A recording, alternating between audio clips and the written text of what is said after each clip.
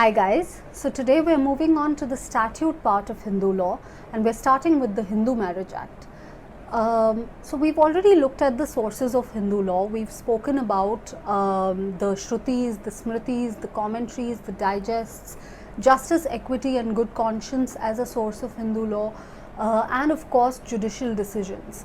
The last source that I have not mentioned is the statutes or the legislations, and today we are starting with the Hindu Marriage Act.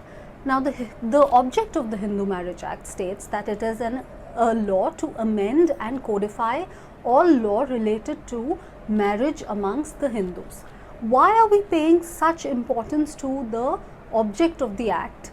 The reason is that it uses these two words, amend and codify. That means the Hindu Marriage Act is a codified law. What do we mean by codified law?